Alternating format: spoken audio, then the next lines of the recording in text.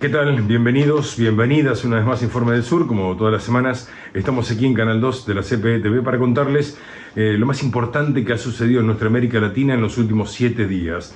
Vamos a comenzar rápido contándole que el Consejo Permanente de la Organización de Estados Americanos acordó enviar una delegación de alto nivel a Perú para que ésta realice un análisis de lo que está sucediendo en ese país. El presidente Pedro Castillo solicitó aplicar la Carta Democrática Interamericana para que sea la OEA quien brinde asistencia para la preservación de la institucionalidad democrática. Lo vemos. El equipo de fiscales supremos del Ministerio Público de Perú une su voz en respaldo a la demanda presentada contra Pedro Castillo. Dicen no perseguir ningún fin político, sino solo intentar defender la autonomía de ese organismo. La presunta organización criminal liderada por el mandatario, aseguran, está activa en diversos niveles del Estado. La investigación del presidente también corresponde al ejercicio de su derecho, a que sus abogados puedan contradecir los cargos que se le imputan y que no se tenga que diferir hasta el 2026 una decisión tan trascendente que involucra además a otras personas. Porque aquí no solamente se investiga al presidente de la República. La entidad asegura contar con más de 190 piezas de evidencia sobre la existencia de esa estructura criminal. Aunque no revelaron detalles sobre esas pruebas, se viene hablando de ascensos militares y policiales, asedio contra el Ministerio Público y obstrucción al Congreso. Nosotros hemos cumplido con agotar las diligencias preliminares, acopiar el material probatorio que sustentan la denuncia constitucional y ponerla a consideración del Congreso. Y ellos, reiteramos, con su facultad exclusiva y excluyente, toman las decisiones que consideren pertinentes. Mientras tanto, el presidente, según el cual se trata de una nueva forma de golpe de Estado, ha recurrido a la Organización de Estados Americanos en un intento por mantener la gobernabilidad en el país, pero también por asegurar su permanencia en el cargo.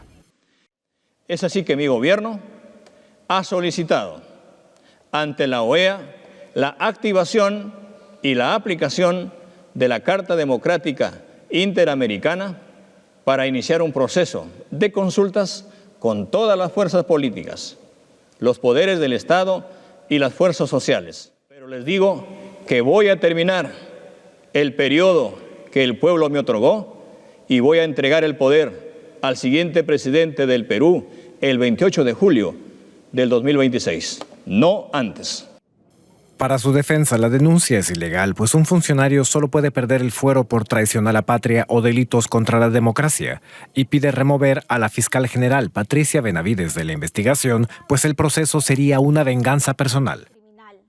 En todo caso, activar la Carta Democrática de la OEA en Perú representaría visitas de esa entidad y cierta asistencia internacional para mantener el orden democrático, algo que quizá le permita a Castillo algún margen de juego ante la denuncia en su contra. Sin embargo, la creciente insatisfacción popular será más difícil de resolver.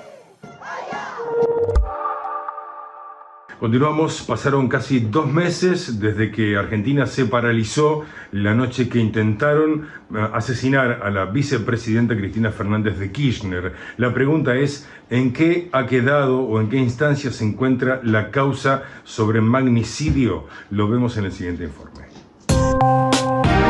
Pasaron casi 2 meses desde la noche que paralizó a la Argentina, el momento en que intentaron asesinar a la vicepresidenta Cristina Fernández de Kirchner. En esas horas parecía que el hecho era un antes y un después para la sociedad argentina y puede decirse que en algunas cuestiones lo fue, pero en otras no, en otras todo sigue igual.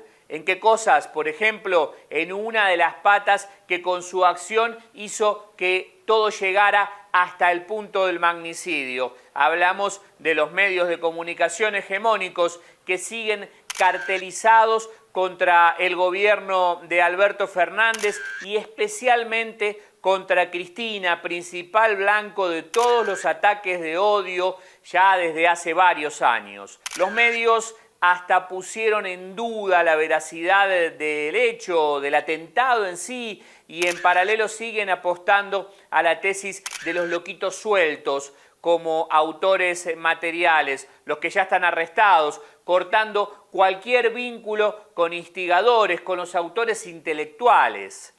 El otro lugar donde todo parece seguir igual es en la justicia, especialmente la justicia federal de Argentina.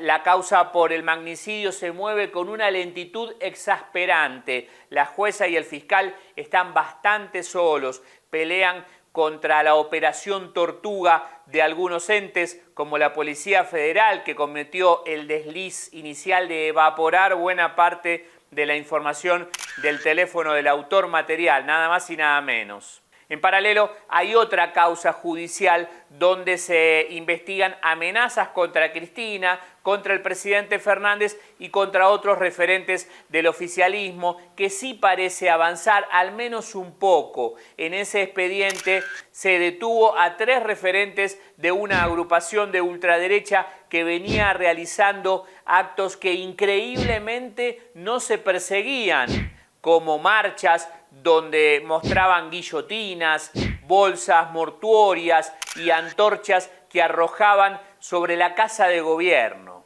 Los periodistas que siguen las dos causas coinciden en que éstas deberían unificarse en una sola investigación, porque cada vez hay más puntos en común entre los detenidos en uno y otro expediente. También hay una ruta del dinero. A este grupo de ultraderecha lo financia con torpes cortinas de humo detrás de una supuesta contratación de trabajos de carpintería, una familia de empresarios y economistas muy ligados al expresidente Mauricio Macri. También aparecen con contactos con el detenido en flagrancia, con el que disparó contra Cristina Fernández, personajes que brindan seguridad a personeros de la derecha dura y se juntan en otro grupito de derecha. Es difícil que las responsabilidades penales escalen directamente hasta lo más alto de la oposición política. Esto casi nunca pasa, pero los indicios siguen creciendo y muestran un entramado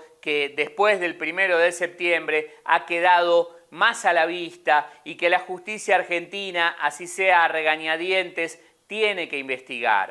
Todo esto mientras el gobierno y el oficialismo en general parecen insistir en pelear con las manos atadas ante medios de comunicación y políticos que siguen usando los puños, la cabeza, las piernas, todo. Un gobierno que, aunque tiene las herramientas legales para frenar los mensajes de odio en los medios de comunicación, no lo hace, entrampado como está en no radicalizar posiciones de cara a las elecciones del año que viene, que por la crisis económica igual pueden perder a manos de una derecha cada vez más de ultraderecha, que va quedando cada vez más claro, es responsable del dedo en el gatillo.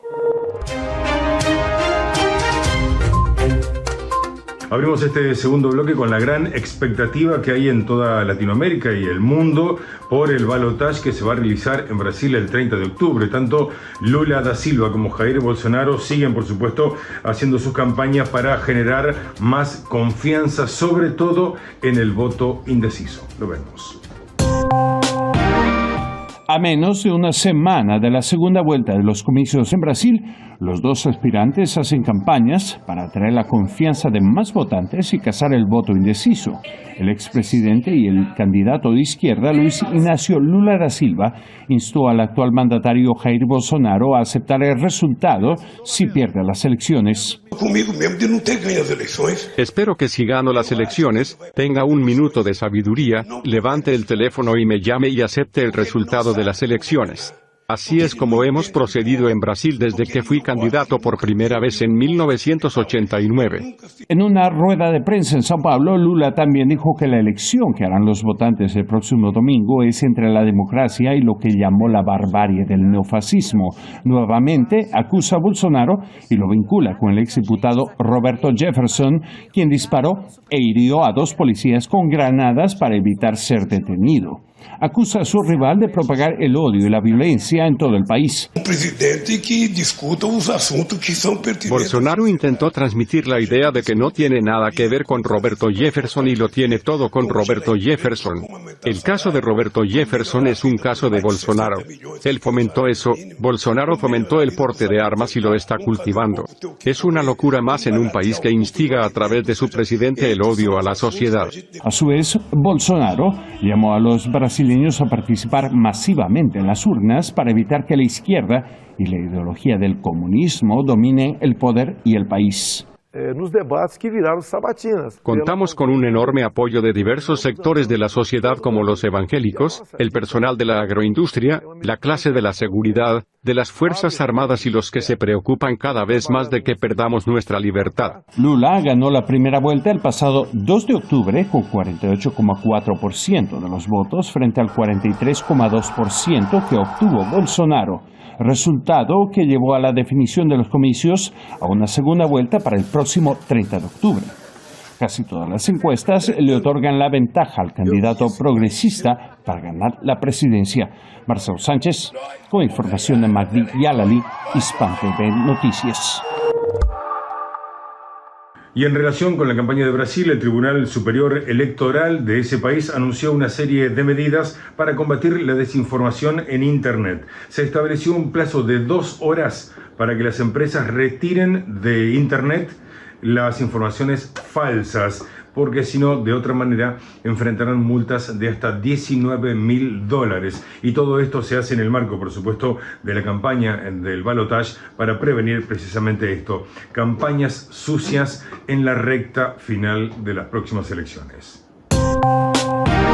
Tras muchas advertencias, es oficial. El Tribunal Superior Electoral de Brasil implementará medidas para intentar controlar la desinformación y las noticias falsas en la recta final de las elecciones, en la feroz campaña entre Jair Bolsonaro y Luis Ignacio Lula da Silva. Todo el mundo ha estado viendo que, desde el inicio de la segunda vuelta, hubo un aumento, una proliferación no solo de noticias falsas, sino también de la agresividad de estas noticias y el discurso de odio. Noticias, un discurso de odio. Ahora, las plataformas de Internet que den difusión a la campaña sucia y no retiren el contenido en un rango de 2 horas se enfrentan a multas de hasta $19.000. El TSE ya ha ordenado que se retiren algunos vídeos que difunden desinformación, como los que aseguran que Lula es un aliado de Satanás o los que acusan a Bolsonaro de ser caníbal, temas que han fomentado ataques cruzados entre los mismos candidatos. Eres el rey de las fake news y de la estupidez, de mentir a la sociedad brasileña. Usted mintió sobre la vacuna todo el tiempo, descuidó el tema de la vacuna. Lula, si no mintieras, no serías tú. Me llamas genocida, miliciano y caníbal todo el tiempo. Con la escalada de la tensión y de la circulación de fake news, la autoridad electoral ya advirtió de la necesidad de eliminar con más rapidez la desinformación. No obstante, algunos han criticado la medida por el poco tiempo que tienen las plataformas para retirar los contenidos y también por el poder de censura que otorga el presidente del tribunal, cuyo criterio será determinante para emitir las órdenes judiciales. Y en Buenos Aires, el alto representante de la Unión Europea para Asuntos Exteriores, Josep Borrell, se reunió con el canciller argentino Santiago Cafiero y le dio su opinión sobre distintos temas de actualidad de la República Argentina. Lo escuchamos. El alto representante de la Unión Europea para Asuntos Exteriores, Josep Borrell, dijo el martes desde Buenos Aires que América Latina puede proveer alimentos al mundo ante la invasión de Rusia a Ucrania. La guerra en Ucrania ha lanzado ondas de choque a todo el mundo, en los precios de la energía, en los precios de los alimentos. América Latina puede alimentar a más gente, puede seguir produciendo más alimentos y también energía. Y nosotros podemos suministrarle tecnología y capitales. En ese aspecto destacó a Argentina por su enorme capacidad de producción en todo lo agroalimentario. Borrell puso énfasis en la importancia de trabajar codo con codo entre Europa y América Latina y recordó que desde los países miembros de la Unión Europea se envían hacia el sur capitales y tecnología. En política y en economía los vacíos se llenan y el papel que no juegue la Unión Europea lo jugarán otros actores Es evidente que China es uno de ellos. China es ya en este momento el principal socio comercial de todos los países latinoamericanos. Pero si China compra, los europeos invertimos. Borrell también habló de las negociaciones para cerrar un tratado de libre comercio entre el Mercosur y la Unión Europea y aseguró que ambos deben emprender un esfuerzo conjunto de aquí hasta finales de año para concluir el acuerdo. El funcionario español encabeza la delegación de cancilleres de la Unión Europea, que sesionará el jueves en Buenos Aires con sus pares de la Comunidad de Estados Latinoamericanos y Caribeños. Y en el departamento de Santa Cruz de Bolivia se vive desde hace casi una semana una huelga indefinida porque la gente exige que el gobierno adelante las fechas para el censo de población y vivienda que precisamente había fijado el gobierno de Bolivia para el primer trimestre de 2024. Segundo día de la huelga en el departamento de Santa Cruz para exigir el adelanto del censo de población y vivienda que el gobierno fijó para el primer trimestre de 2024. Es un paro cívico con bloqueos exigiendo que se realice en Bolivia un censo en el primer semestre del 2023. En Bolivia, los escaños del Parlamento y los presupuestos se distribuyen según la población de cada departamento. Los cruceños sostienen que el último censo se realizó hace 10 años y aseguran que un nuevo censo les llevará más recursos, ya que se trata del estado que más ha crecido por el constante flujo de inmigración del resto del país. Para resolver el asunto, el gobierno y los representantes de la huelga se reunieron el sábado. Sin embargo, no hubo acuerdos. El presidente Luis Arce culpa a los líderes de la huelga. Instalamos una mesa de diálogo sin condicionamientos para exponer los argumentos de la fecha del censo. La reunión fue transmitida y el pueblo boliviano fue testigo de las lamentables actitudes de la dirigencia del paro que abandonó el diálogo sin explicar su propuesta. Santa Cruz es un estado en manos de los opositores. Su gobernador, Fernando Camacho, es una de las figuras clave de la oposición al gobierno. Sin embargo, la convocatoria de la huelga no ha gustado a todos los sectores que sostienen que la medida de la protesta daña a la economía y a los grupos más vulnerables. Somos también parte de este departamento de Santa Cruz y nos tienen que respetar. Nosotros como campesinos hermanos hemos tomado las determinaciones. En caso de que no levanten su paro indefinido en 48 horas, hermanos, nosotros vamos a acercar Santa Cruz con todas nuestras regionales, de las 15 provincias va a estar cercado Santa Cruz.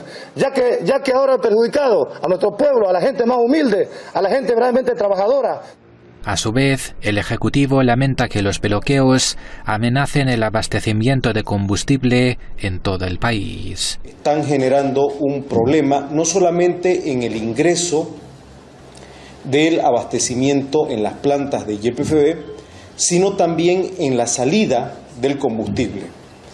Esa salida que tiene como objetivo llegar a las distintas provincias. Aún así, el presidente Luis Arce mostró la disposición de su gobierno para sentarse con los huelguistas en busca de una solución negociada.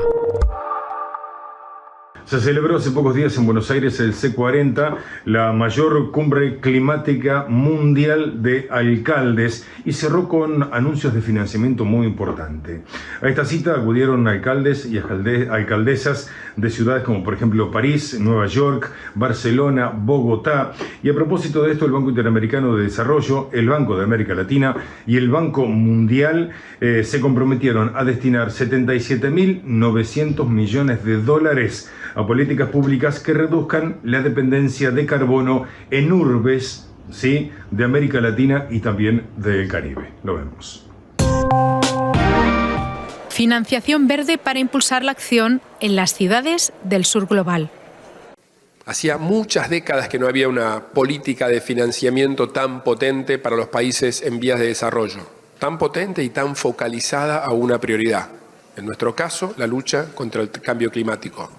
El alcalde de Londres, muy beligerante en su discurso con la inacción de muchos gobiernos, subrayó que son las ciudades del sur del planeta las que afrontan peores consecuencias del cambio climático.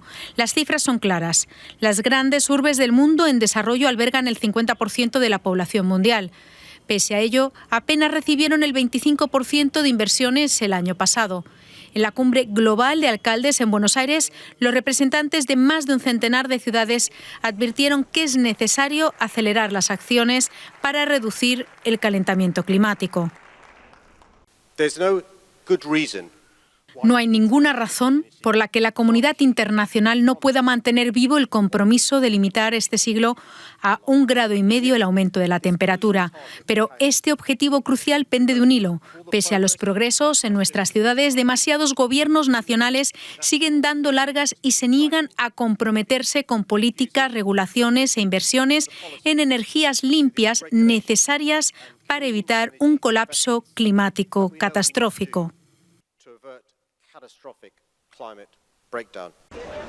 La ayuda prometida funcionará como una línea de crédito tradicional con proyectos puntuales por ciudades. Pese al impulso a los esfuerzos que están realizando las urbes para cerrar las brechas de infraestructura y desarrollo en la región, supone apenas un 10% de la inversión necesaria, según el CAF, el Banco de Desarrollo de América Latina. Y hasta aquí le hemos contado lo importante, según nuestra propia mirada, de lo que ha sucedido en América Latina en los últimos 7 días. Como siempre, la próxima semana nos volvemos a encontrar con este Informe del Sur por Canal 2 de la CPTV. Muchas gracias.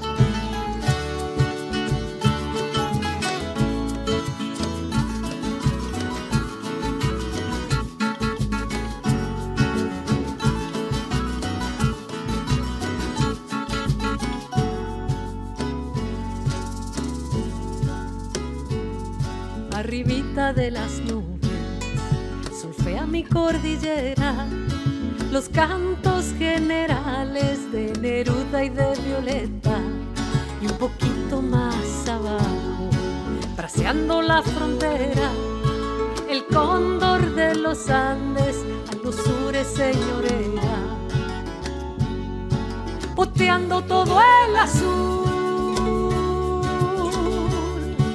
Desiertos, pinares, cobres, guardándose piel del hombre que mancilla su unidad. Los temblores que remecen estas tierras van a reflotar tu gesta inmemorial. Con su luz boreal Allende andará blandiendo las estrellas. El mapuche tribal irá a retoñar los bosques del litoral. Chile, Cueca y Parral glaciará a rayar tus lagos de Espequera. Marineros de sal poniendo a viajar mi guayno para tornar.